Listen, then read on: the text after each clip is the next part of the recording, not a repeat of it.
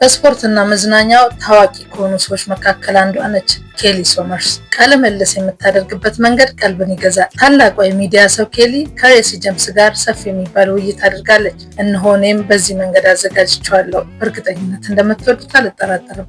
መጀመሪያ ግን ለቻናሉ አዲስ ከሆናችሁ የዩቲዩብ ገጻችንን ሰብስክራይብ፣ ላይክ እና ሼር በማድረግ አብራችሁን እንድትሆኑ በአክብሮት ተጋብዛችኋለሁ።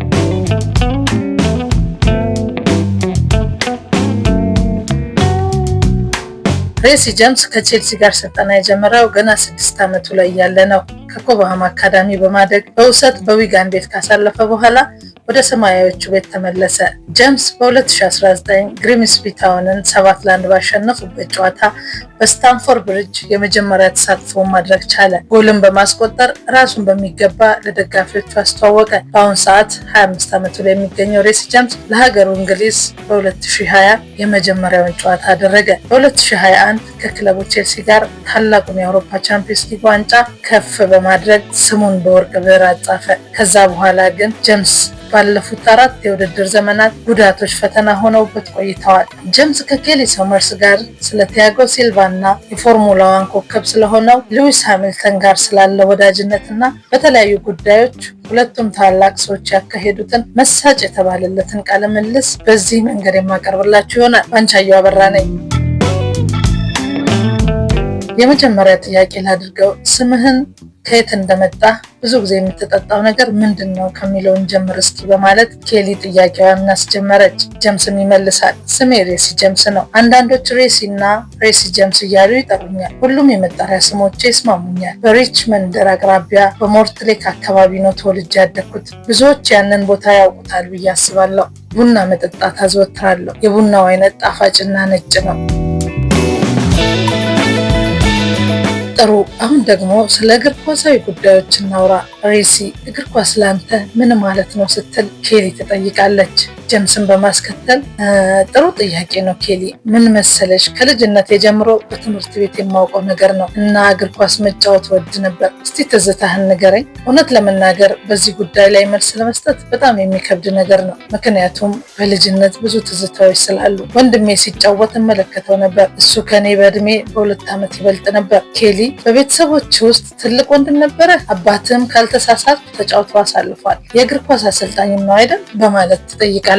3 ልጆች ነበር።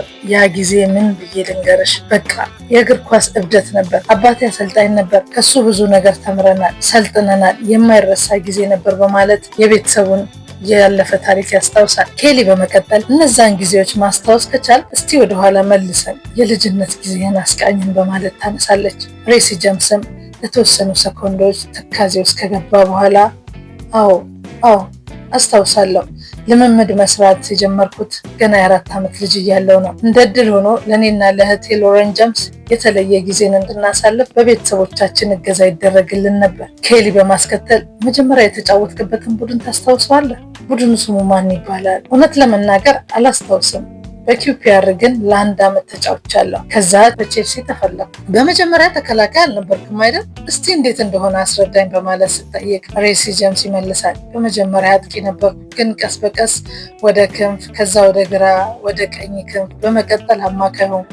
በመጨረሻም የቀኝ ክንፍ ተከላካይ ሆንኩ። በወቅቱ ግን ደስተኛ አልነበርኩም። ቦታውን ጠልቼው ነበር። ለምን ጠላኸው? ሁሌም አማካይ ሆኖ የመጫወት ፍላጎት ነበረኝ። አንድ ቀን ግን የቀኝ ተከላካይ ሆንኩ። ከዛ በቦታዬ በቀኝ መስመር ተከላካይነቴ መጫወት ቀጠለ።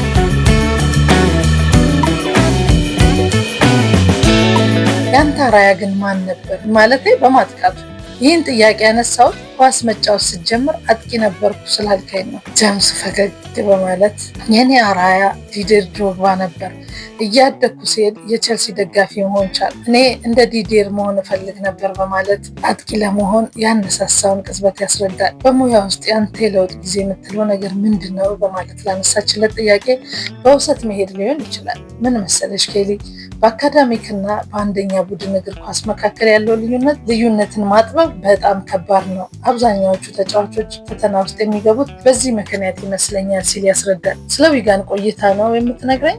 ቼልሲን ስለተቀላቀልክበት መንገድ እኮ ሀሳቦችን አላነሳልኝ። ቆይ ግን ለምንድን ነው ዊጋን ላንተ ትክክለኛ ክለብ የሆነው ስትል ትጠይቃለች።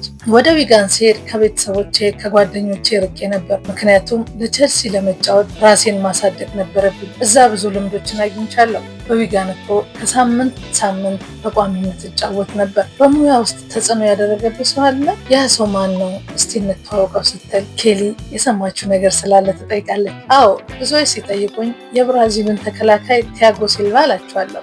ፈገግ ካለ በኋላ አባቴ ለመሆን በቂ እድሜ ላይ ደርሷል። ቲያጎ ለረጅም ዓመታት በተለያዩ ክለቦች ተሰልፎ ተጫውቷል። ወደ ቼልሲ ከመጣ ጊዜ ጀምሮ እኔን ለማገዝ ለመርዳት ብዙ መስዋዕትነትን ከፍሏል። አሁን እሱ እዚህ የለም። ኬሊ ታውቂያለሽ? በ2024 ነው ቼልሲን የለቀቀው። ቲያጎ የተለየ ሰው ነበር። ለእኔ ምን ለእኔ ብቻ ለሁላችንም ጭምር እንጂ ሲል የቲያጎ ሲልቫን አበርክቶ ያስታውሳል። ቲያጎ ሲልቫ በምን ነበር የሚረዳ? እስቲ አብራራለን ስትል ትጠይቃለች። ከሜዳ ውጭ በልምምድ ላይ ይመክረኛል። እይታው የተለየ ነው። ጠንክሬ እንድሰራ ያበረታታኛል። መሪ ነው። በተጫዋቾች ይከበራል። ልምምዴን ይከታተላል። ራሴን እንድጠብቅ ያደርገኝ ነበር። በሜዳ ላይም በተመሳሳይ ስራውን እንድወደው ብዙ እንዳላወራ ይቆጣጠረኝ ነበር በማለት የቲያጎ ሲልቫን አባትነት ያስረዳል። በክለቦች ዓለም ዋንጫ ከቲያጎ ጋር በተቃራኒ ሆናችሁ ተገናኝታችሁ ነበር አይደል?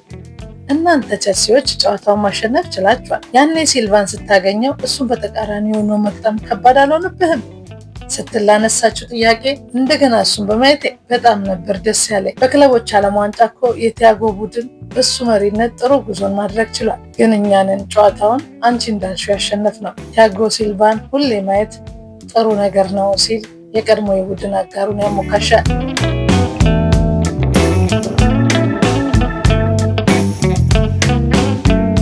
ጥሩ እኔ የምልህ ተመልሰ ተጫዋት አንድ ጨዋታ ተጫዋት ብትባል ብዬ ብጠይቅ የትኛውን ጨዋታ ትመርጣለህ ስትል ላነሳችለት ጥያቄ ሬሲ ጄምስ ሲመልስ የቻምፒየንስ ሊግ ጨዋታ ማንቸስተር ሲቲን ያሸነፍንበት በማለት የመጀመሪያ ትልቁ ዋንጫውን ያስታውሳል። ያ ጨዋታ ምን ልዩ ነገር ነበረው? የኬሊ ጥያቄ ነው። ብዙዎች ቼልሲ ያሸንፋል ብለው አልጠበቁም። ማንቸስተር ሲቲዎች ከኛ የበለጠ ትኩረት አግኝተው ነበር። እኛ ግን 1-0 ማሸነፍ ቻለን። እድሎችን መፍጠር ችለዋል፣ ግን አላሸነፉንም። በእግር ኳስ ሕይወቴ ትልቁ ዋንጫም ነበር ሲል ያለፈውን የ2021 ድሉን ያስታውሳል።